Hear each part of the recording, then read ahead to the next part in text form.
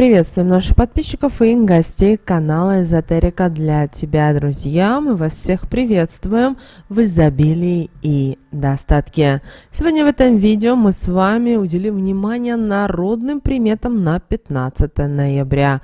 В этом видео поговорим о церковном празднике, поговорим об иконе Божьей Матери, которая участвует в этот день 15 ноября. Также уделим внимание народному календарю, поговорим о том, что можно и чего категорически нельзя делать 15 ноября по народным приметам, традициям и суевериям. Итак, друзья, 15 ноября в этот день православные чтят память святых мучеников Окиндина и Пегасия, которые отдали свою жизнь за веру. По легенде, Окиндин и Пегасий были знатными мужами, которые состояли на придворной службе у самого царя Соломона, а также тайно проповедовали христианство. После того, как Соломон начал гонения христиан, один из придворных донес ему, что его ближайшие советники Окиндий и Пегасий проповедуют христианство. После этого доноса оба христианина были арестованы. Во время проведения суда Пегасий и Окиндий признали себя христианами и отказались приносить жертвы языческим богам. После этого судья назначил им наказание в виде ударов плетьми. Исполняя решение суда, во время ударов плетьми трижды сменялись палачи от усталости. Однако Окиндий и Пегасий не произнесли ни одного звука. Даже сам царь не смог выдержать такого зрелища и упал, потеряв сознание. Многие придворные подумали, что царь умер, однако Пегасий и Окиндий помолились Господу Богу, и Соломон пришел в сознание. Придя в себя, царь назвал мучеников колдунами и приказал подвергнуть их еще более жестоким мукам. По замыслу царя Пегасия и Окиндия подвесили над костром, чтобы дым от огня шел точно им в лицо. Царь думал, что от этого дыма мученики быстро задохнутся, однако внезапно огонь погас, а веревки, при помощи которых мученики были привязаны над костром, взяли и развязались. После того, как царь поинтересовался у Пегасия и Окиндия, почему развязались путы и потух огонь, мученики рассказали ему о христианстве. В ответ на рассказ царь начал говорить гадости про Иисуса Христа и христианство, и внезапно ни с того ни с сего у него случилась немота. Он с помощью жестов старался показать стражникам, чтобы они казнили мучеников, однако те не понимали приказов, которые давал им Соломон. Видя, что его не понимают, Соломон от жалости к себе начал рвать на голове волосы и бить себя по щекам. Мученики пожалели Соломона и обратились к Господу Богу с молитвой избавить царя от немоты. Когда дар речи вернулся к царю, он приказал нагреть металлическую решетку с помощью огня и положить на нее мучеников. Однако, как только Пегасия и Окиндия начали подводить к раскаленному железу, пошел сильный дождь, который и затушил огонь. Видя такое количество чудес, многие из язычников поверили в Иисуса Христа, а один из палачей, который мучил Окиндия и Пегасия, попросил у них прощения, упав перед ним на колени. На Руси Пегасия и Окиндия считали покровителями житниц и молились с просьбой уберечь овины от огня, а также защитить зерно от переохлаждения и намокания. В те далекие времена зерно для каждого хозяйства было очень важным, потому что это и кормило, и нужно было посадить на следующий год и так далее. Также 15 ноября православная церковь отмечает День Шуйской Смоленской иконы Божьей Матери, которая по преданию в 17 веке спасла город Шуя от эпидемии чумы. В то время, когда в городе свирепствовала бубонная чума, один из иконописцев решил сделать точный список смоленской иконы, но это у него не получилось. Чудесным образом после написания на образе появились изменения, которые иконописец исправил. Утром эскиз снова изменился. Это сочли Божьим знамением. Когда новую икону внесли в храм и отслужили молебен, она засветилась, а эпидемия отступила от города. Перед этим образом молится о прекращении эпидемии, победе над врагами, помощи воинам, защите от стихийных бедствий и катастроф, о здоровье для близких и наставлении на путь истинный. Мы вам в описании к этому видео, друзья, оставим молитвы, которые рекомендуем вам прочитать в этот день, 15 ноября. А вот в народном календаре 15 ноября этот день назывался Акиндин и Пегасий. Еще более другие, более привычные названия у наших предков звучали следующим образом: «Житницы Акиндина в день». С наступлением праздника продолжительность светового дня уменьшалась, поэтому всю работу старались переносить с улицы домой, чтобы выполнить при свете лампы, свечи или луны. С этого дня сушили овин у огня. Дети у костра пекли картошечку и пересказывали страшные истории. В народе этот день, 15 ноября, прозвали житницей. С утра и до позднего вечера целыми семьями занимались молотьбой и сушкой зерна.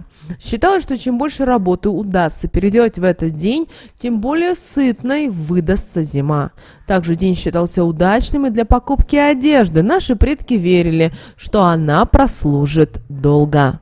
Этот день в народе 15 ноября посвящался огню. В домах растапливали печи, подле которых грелись все члены семьи. Вечерами, чтобы скоротать время, рассказывали друг другу разные истории.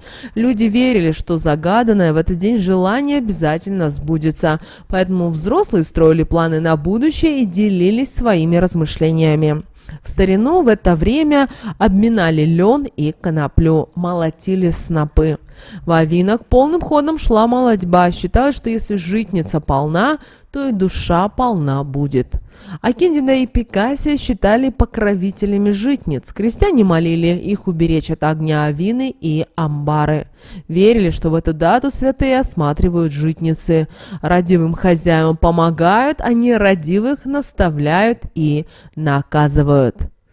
Тем, кто хочет разбогатеть 15 ноября, советуют не проводить никаких манипуляций с деньгами, особенно одалживать деньги или рассчитываться по долгам.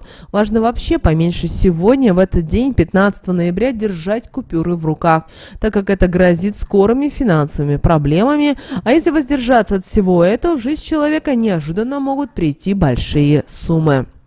В Акиндинов день хозяйки в хорошо растопленной печи готовили ужин, а остальные родственники грелись у огня, слушали стариковские рассказы. Мужчины обдумывали планы на ближайшее время сельскохозяйственной работы. Утром старались ходить в церковь, помолиться о сохранении зерна в целости. Ну а чтобы урожай долго хранился, обязательно наводили порядки в амбарах и сараях. В праздник 15 ноября читали определенные магические слова, проводили обряды, чтобы сохранить собранный урожай и особенно зерно. Утром этого дня загадывали сокровенные желания, распахивали окно, перекрещивались и произносили вслух то, что желали, хотели, а затем обязательно бросали зерно во двор. С 15 ноября наши предки активнее заготавливали зерно нового урожая, прекращали молотить, сушить зерновые. С этого дня готовились к морозной зиме. Развлечения вечером гадали на судьбу, загадывали сокровенные желания. А касательно погоды, народные приметы в этот день говорили следующее. Если облака текут против ветра, это к скорому снегопаду. Вечернее небо в тумане к ветреному дню. Крик снегирей предвещает морозы. Галки с синицами разлетались, это к снегу. Снизилось атмосферное давление, значит будут осадки. Снежный день к весенним разливам. Слякотно и грязно к двухнедельному теплу. Говорят, купленные в этот день обновки прослужат долго. Также в этот день на житницы проводили обряды на огонь и оберег урожая. Разрешалось это делать только хозяину дома. Женщинам не доверяли в этом вопросе. Итак, в этот день делали обряд от пожара на пламя свечи.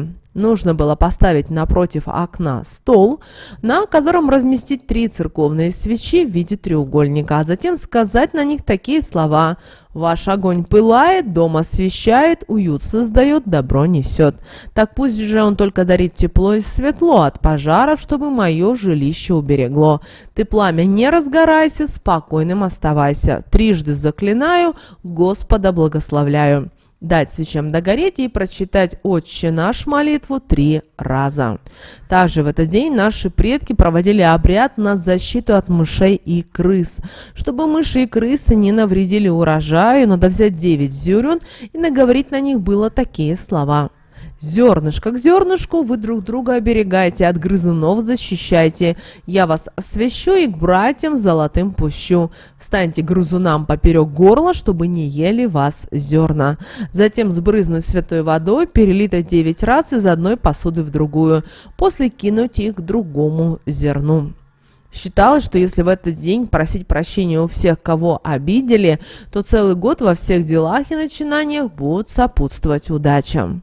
Люди, рожденные 15 ноября, считается, что нацелены достигнуть материального благополучия. Они твердо стоят на ногах и не тешат себя пустыми иллюзиями. Из недостатков можно выделить их излишнюю эмоциональность и вспыльчивость.